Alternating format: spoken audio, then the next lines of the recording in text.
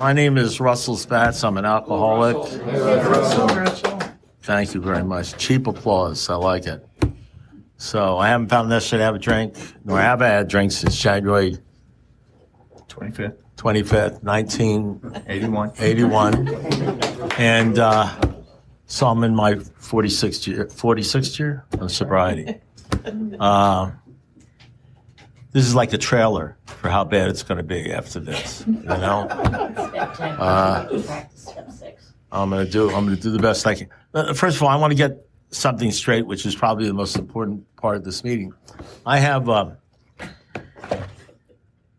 Krispy Kreme donuts here. For the first 4 people that have the guts and the balls. You don't have to have balls, just guts. To come up here and raise their hands. Now, let me tell you something. I've been sober a long time, and I'm just going to give you some advice. This is not the time to be shy. If you want a Krispy Kreme donut, don't be an alcoholic like you're scared to be the first. Yes, sir. Thank you very much. The gentleman who raised his hand. All men come on up here. All men of faith have courage. That's right. All men. But I stood at the You door. get not because you ask not. There you go. Thank you very much. So long.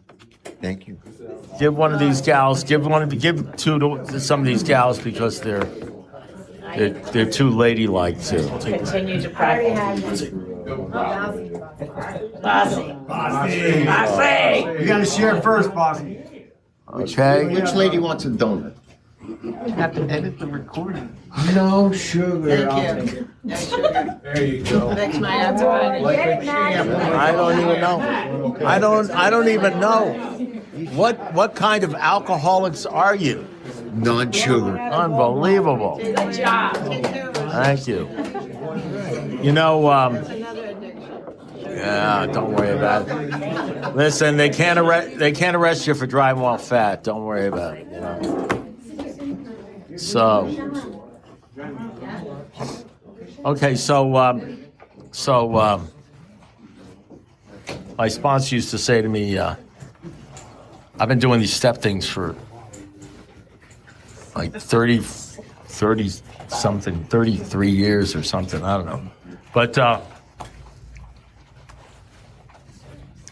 But in any event, I sometimes I say I rarely prepare. I suppose you would figure that out, right? But every once in a while, as I'm walking up here, I'd say like 40% of the time, I have an idea of what the first line is going to be. You know what I mean? And then I just take off from there. So. God, I hope your sobriety isn't going to depend upon the quality of this meeting. You know what this meeting's about? He told you the 10th step, right? You think you know what the 10 steps about, right? You think it's about continuing to take, what is it? Continuing to take personal inventory. You think it's about continuing to take inventory. Take the inventory you took when you had the 4th step, because that's the only inventory we are told about in the 4 steps. So if you continue to take personal inventory, I got to keep this real simple. I'm 76 years old. I mean, I don't know when the Alzheimer's started happening, maybe about 6 years ago. And the dementia set in. And so I used to, how they say we know only a little? In page 164. I used to think I knew everything. Unfortunately, that was all I knew. I knew a lot of stuff. And when you know a lot of stuff and you're always thinking, has anybody ever, I know we have different types. Has anybody ever figured out that if you didn't think, you'd be okay? Yeah.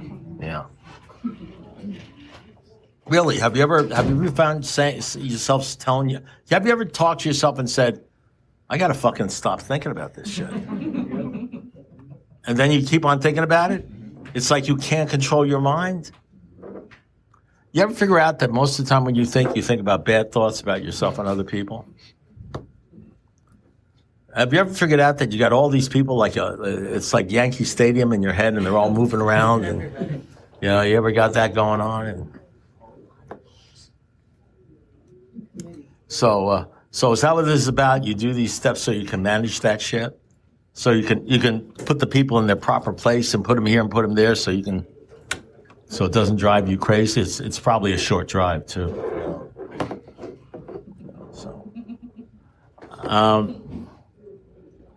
So what happened? So I really do know only a little. One of the things that happens now. I don't know whether this happens to everybody because I don't know everybody, but I know a lot of people.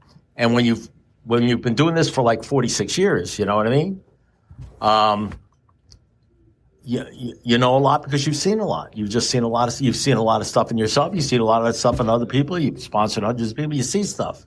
Doesn't mean. I know there's some guy back in the room saying, "Oh, that guy's all wrong. He doesn't know me," and that's probably true, But I'm telling you, I've seen a lot of people. I've sponsored a lot of people. Done a lot of shit, and so I've noticed some things. So that's I'm just gonna. That commercial? Have anybody ever seen the Farmers commercial?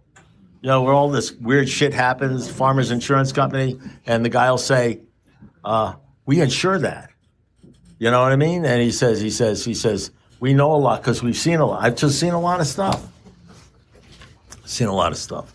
If you're an alcoholic and you're delusional, the book says we're delusional. I believe the book. I believe the big book. I believe the book. I believe the Bible. I believe the book. So if the book says we're delusional, then we must be delusional. You know what they say in the book? They say we can't separate the truth from the false. We don't know what's right, what's wrong, what's true, what's false. Our alcoholic life and our alcoholic thinking seems normal to us, And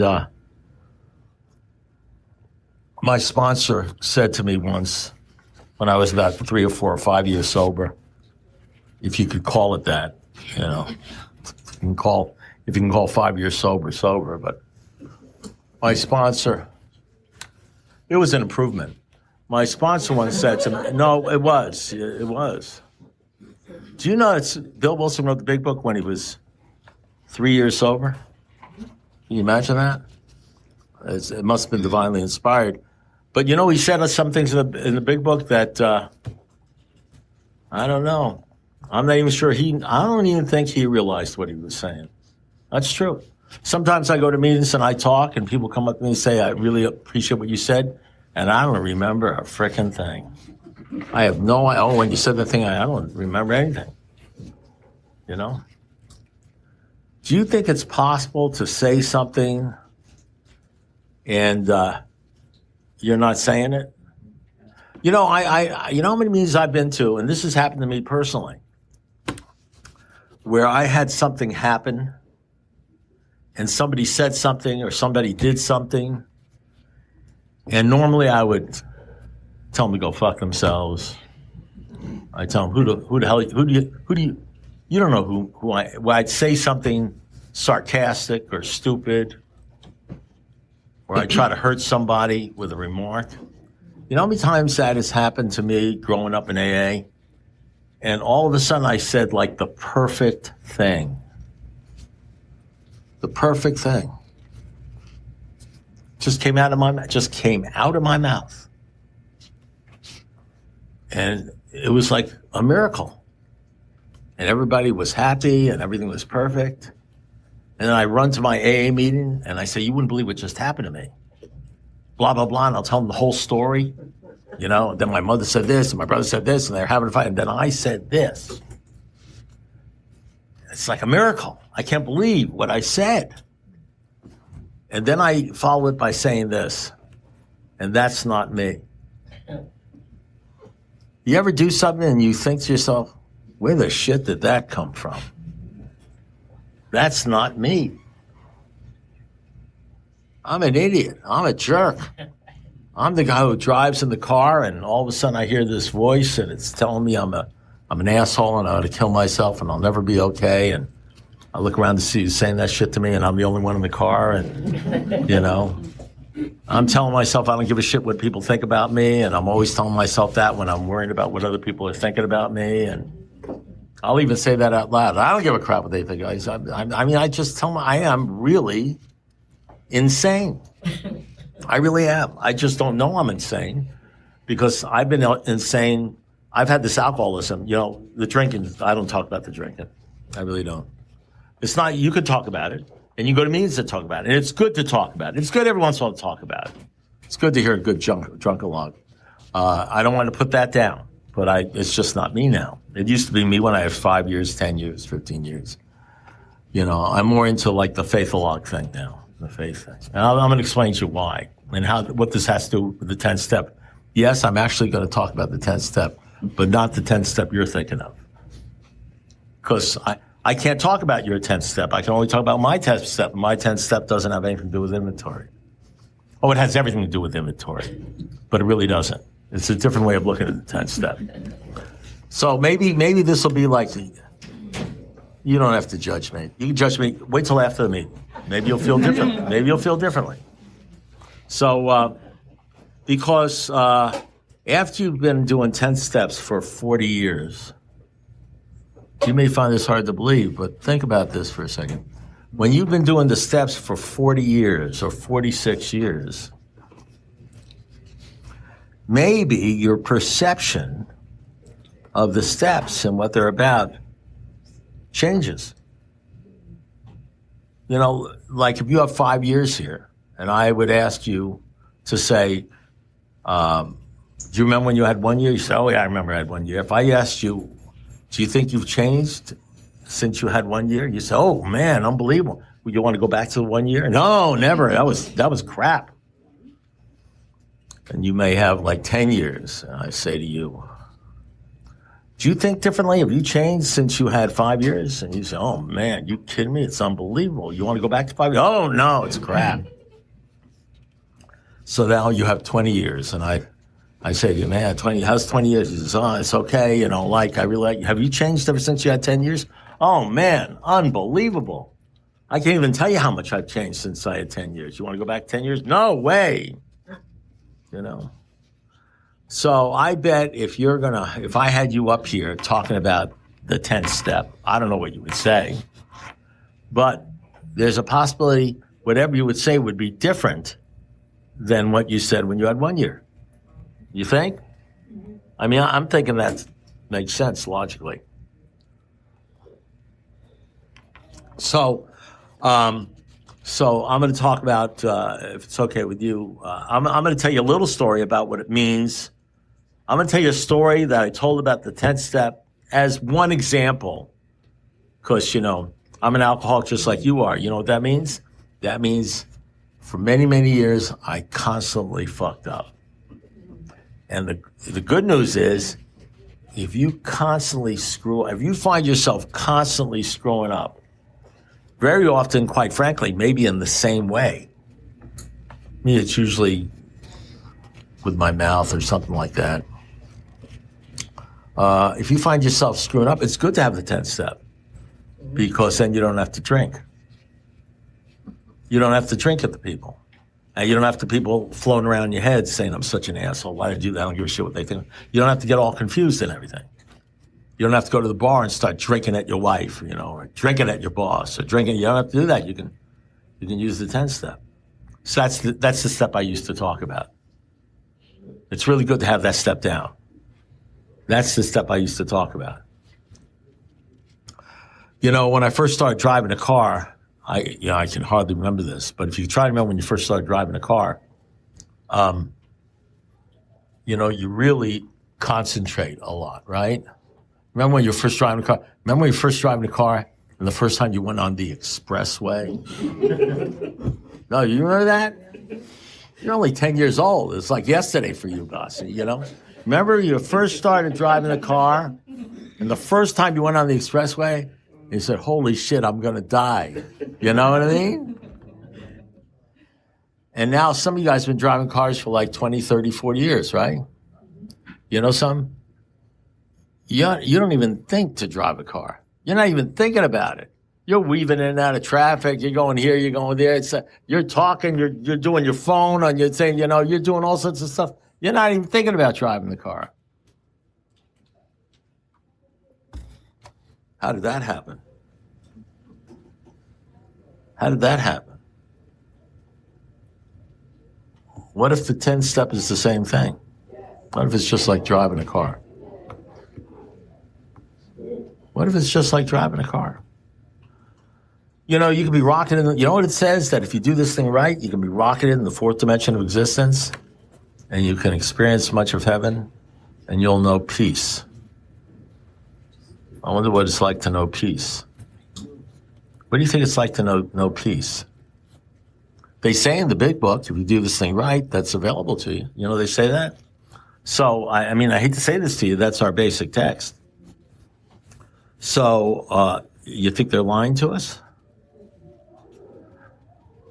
I mean, you can go through AA and meet a lot of people and hear a lot of stuff and realize there's a lot of people that have 10, 15, 20, 25 years and they're not at peace. They're all sort of jammed up. How about this line? I think we'll do the whole meeting on this line. You know, a lot of people don't talk about this. To me, this is the biggest deal in the world. And it goes like this.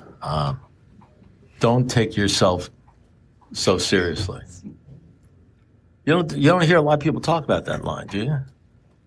You know, it's out of our book. It says, don't take yourself too seriously. Have you ever felt that alcoholics, maybe even yourself, at times we just take ourselves too seriously? You think that's a problem for alcoholics? They can't relax? Like, let's say doing something like this, you know, they get all jammed up. They may do a good job, but they're like driving on the expressway. You ever see alcoholics do this stuff and they're like driving on the expressway? They know something terrible is going to happen unless they pay attention, unless they say the right thing or stuff like that. That's the symptom of alcoholism. The drinking is not the disease. The disease centers in our mind, not our body. The disease is about being tense and not being at peace. The disease has to do with being upset because you're upsettable. So my sponsor once asked me, he said, why do you do the things you do? You know, because you could actually do stupid things sober. And he was there to witness it. And he says, why do you do the things you do? And why do you say the stuff you say? I mean, I don't understand. Why do you do this stuff? And I would say, well, that's just my personality. And I was being honest. I really was being honest.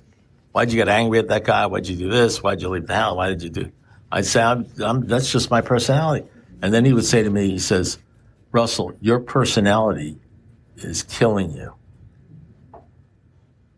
What if that's true? What if it's not the drink that's killing you? What if what's killing you is your personality? The one you've had ever since you were 6 years old. The one you had before you started drinking. The one you had after you started drinking. The one you had after you stopped drinking. What if your problem is that you're 40 years old and you've never fucking changed? You're still a spoiled, thumb-sucking crybaby. What if that's your problem? What if you look like you're 60, but you act like you're 14 years old? I mean, that's what I see in AA. I don't know what you see in AA. I see a bunch of teenagers running around with their heads up their asses. I'm not talking about this group. No, I'm looking at you guys, and I can tell looking at you that you're like a higher level. You know what I mean? You guys are probably spiritual, not religious. You know what I mean? It's always daunting to be in front of a very spiritual group. You know what I mean? You guys don't worry about money, property, prestige, or romance. Fear, that means nothing to you. You laugh in the face of fear and cancer and shit like that, you know. I'm just talking about this just in case you run into one of those sick alcoholics that still suffer with shit, you know? So this is how I used to do the 10-step. Let me give you, because I can tell you how I used to do the 10-step in like 5 minutes. There's a story. Because all our steps, everything can be wiped up. By the way, how do you get a new personality? How do you get a new perspective? You know how. You guys are big book thumpers. The way you get a new personality is by getting a new perspective. The way you get a new perspective is by repeated humiliations and the final crushing of your self-sufficiency. The operative word there is repeated. It's like continued. You continue and you repeat. And so how long does it take to have repeated, how long do you have to be humiliated, and do you repeat and continue and be crushed until you change your personality to one who can enjoy peace? It's a good question, isn't it? Well, the steps say we came to believe that a power greater than ourselves could restore us to sanity. So when do we get sane? What does sanity even look like? When do you actually come to believe? Is it when you first get on your knees and say the third step prayer? Is it when you first say the serenity step prayer? How long does it take? 5 years? 10 years? 40 years? 46 years? 60 years? Never? How long is it? You know, you ought to be interested in stuff like this. I mean, I don't know. When I went to law school, I said, how long is it going to take? They said 3 years. They didn't say 46. I said, so 3 years. I got out of law school. I got a degree. I knew enough about law to get you in a shitload of trouble if you were my client. And man, when am I going to know how to do this? Oh, maybe 2, 3, 4, 10, 15, 20, 40 years. Been a lawyer for 50 years. Takes a long time. The good stuff, the important stuff, takes a long time. We tell people one day at a time. We tell people everything's going to be okay. Don't treat go to means everything's going to be okay. When does everything become okay? When they become okay. When can you stop continuing? Do you ever stop continuing? Does that ever happen? What about when you get that rocket ship ride? Is that all bullshit, or do you get that? Do you ever get to the point where you can be at peace with yourself, in front of people, with people, driving your car, wherever it is? I mean, does that ever happen? What if you were like me and you ran into somebody in AA who seemed to have that deal going on? What would you do? Would you try to hang around them? Would you ask them, hey, what'd you do to get that way? What'd you do to get rid of that personality? Because I don't know about you, but this stuff is driving me fucking nuts. Driving me crazy. How do you get rid of that? What does it matter if you become an expert at the steps, but you never experience peace? No, I'm asking, what do you think there are people that are going to meetings, not drinking and doing the steps, but they're not at peace? I know there are, because at 46 years I sponsor them, and they got 30 years and 25 years, and they're nuts. What do you think about that? What do you think about going to AA meetings, doing the steps, reading the books, and at 36 years being a whack job? Does that sound, is that what you want? Is that what you want? So one of the stories I used to tell about 10-step, which is a valid story and a good story, in case you're new, so that you get something out of this, is I was working in a law office and I shared a secretary with my boss, and she was a very proper lady from England. Spoke with like a Shakespearean English language, like masterpiece fucking theater, you know what I mean? And, you know, you hang around people like that, you just feel stupid just because you're not speaking that way. And so I shared with the boss, the big boss, this secretary, and I had to do a letter, dictate a letter. And so I went up to see her, and she's my secretary. So she's sitting in a chair, one of these swivel chairs. And I walk up to her, and she's on the phone. And I can hear the conversation. And I'm standing there in front of her, ready to dictate this letter. And I say to her, I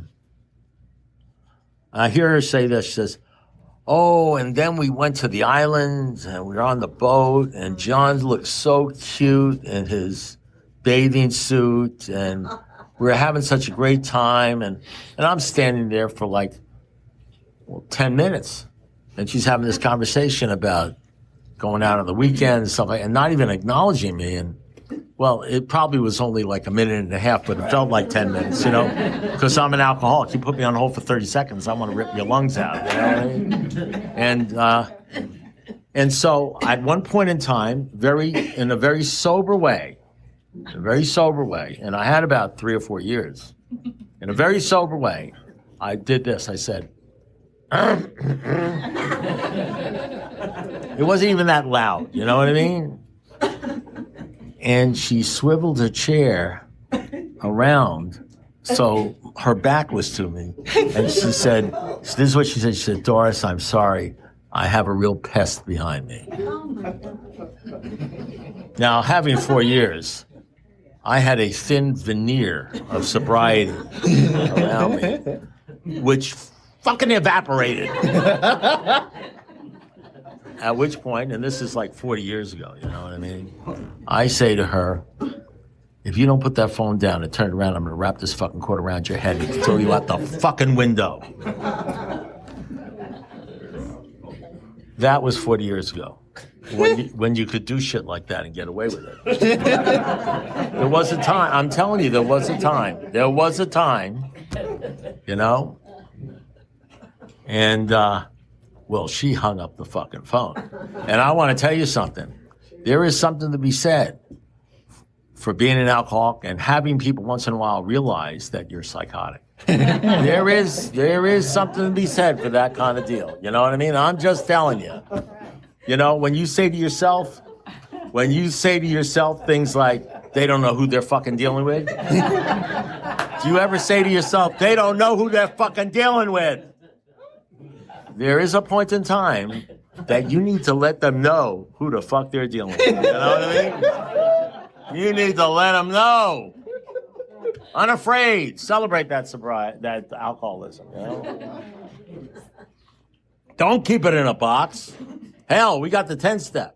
We're going to work it out, you know? You got to exercise those muscles, you know? You don't want to get too well in here too fast, you know? So I'm walking down, so she dictated the letter, and I'm walking downstairs, and all of a sudden I hear this voice in my mind, because I got like 4 years, and the voice is, so the brainwashing has already started working on me, like my sponsor. I'd say to my sponsor, "I know what you're doing, you're brainwashing me." He says, "Well, maybe your brain needs washing, I don't know." But anyway, I hear this voice as I'm walking downstairs. And when we were wrong, promptly admitted, and I said, "Oh shit, no." Because right behind that voice, I know it's right behind that voice, it's going up and apologizing, which is never going to fucking happen. Because she was wrong. And before I hit the bottom of the stairs, I knew I had to go up and apologize. And I went up, and her name was Valerie, and I said, and I walked up to her, and she was like cowering, you know what I mean? He's back. I said, "Valerie." He says, "What?" He says, "Valerie." I said, I was wrong in what I said to you. I just want you to know that I was absolutely wrong, and I apologize. And she looked at me and she said, I was wrong too. And that was the end of that. And I went home that night and, watched TV with my son. I'll tell you what I didn't do. There wasn't some drunken attorney in a bar cursing out his secretary in the world, because all that is a story I tell in Alcoholics Anonymous. So that's the power of the 10th step. Let me tell you another story about the 10th step. Let me tell it to you a different way. That's what used to be the 10th step for me. That's not the 10th step for me now. That's not my 10th step story now. It could be my 10th step story. You know what I mean? I still, once you learn to ride the bike, you learn how to ride the bike. So here's my 10th step story now. Somewhere along the road, it came to my mind. It came up in my mind. It just sort of popped up. That if I didn't do or say stupid stuff or hurtful stuff to people, if I didn't do irresponsible things, I would never have to make amends. I would never have to make amends. I would never have to be pissed off at people. I'd never have to feel sorry for myself. I'd never have to make amends. And then, you know what I saw in the 10th step? I don't know, I'd never read this before, because I had read the 10th step over and over again. I had never seen this line. I guess it was my time to see this line. It says, we learn restraint of tongue and pen. Apparently, what I learned is if you get repeatedly humiliated and have your spirit crushed over and over again for an appropriate amount of time, and I don't know what your time is, what the 10th step will turn into is a device that will help you have a different personality. And it'll be a personality whereby you'll be able to live a life of peace.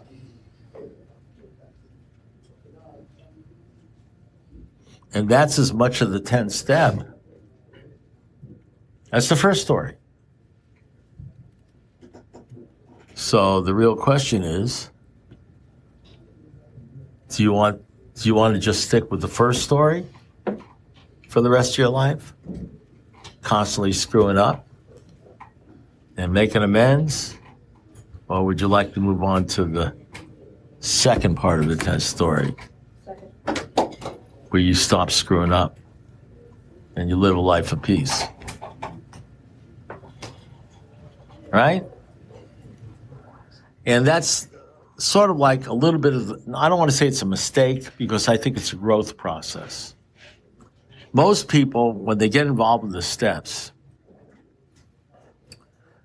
they end up worshiping the steps. They end up thinking what AA is about is the steps. Worship the steps. Do the steps perfectly. Learn how to do the steps. And if you really get smart on the steps and you really learn how to do the steps and you really do the steps well,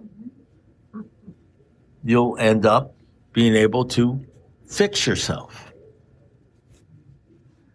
And if that's true, if the steps are the things that fix you, then you don't ever have to have faith in God.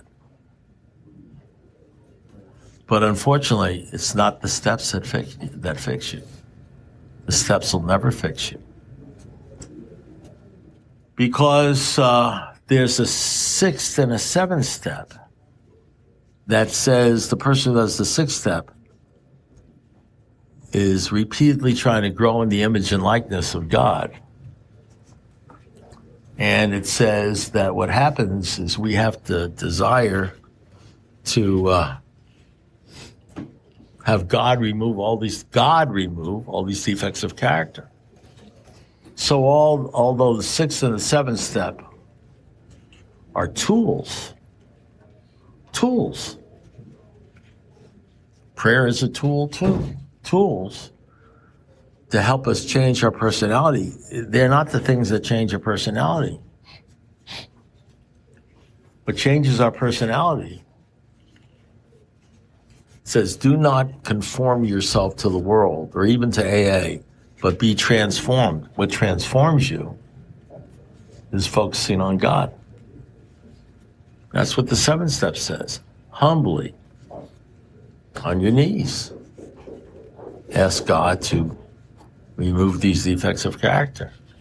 And what happens is people get so involved, like we always do, like before we even start getting sober and trying to fix ourselves and work on ourselves and go to the gym and lose the 50 pounds and do this and do that. You know, you could get thin as hell and still be an idiot. And you could be fat and be a decent person. You can drive a brand new Mercedes-Benz and be a jerk.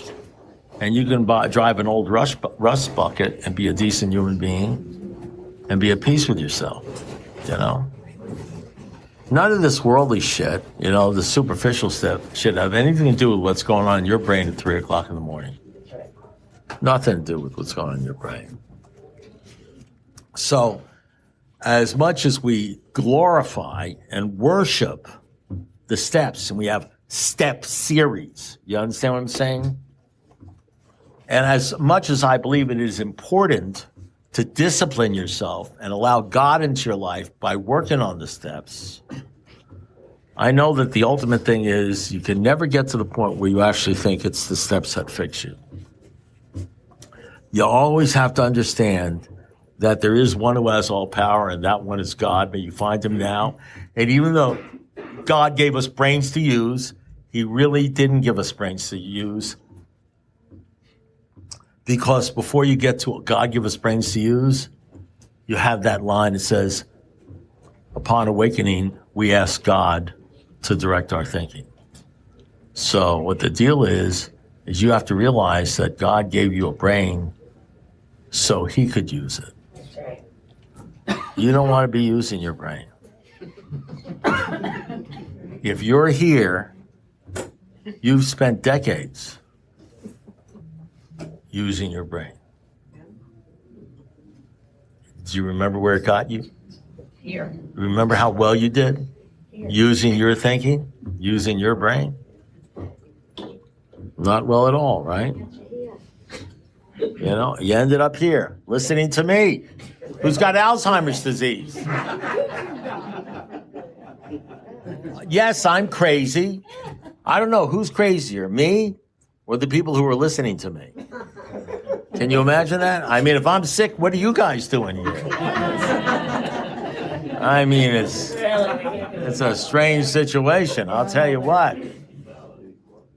So it's a funny deal, you know? I mean, you just look at, I don't know how to explain it, you just look at things differently.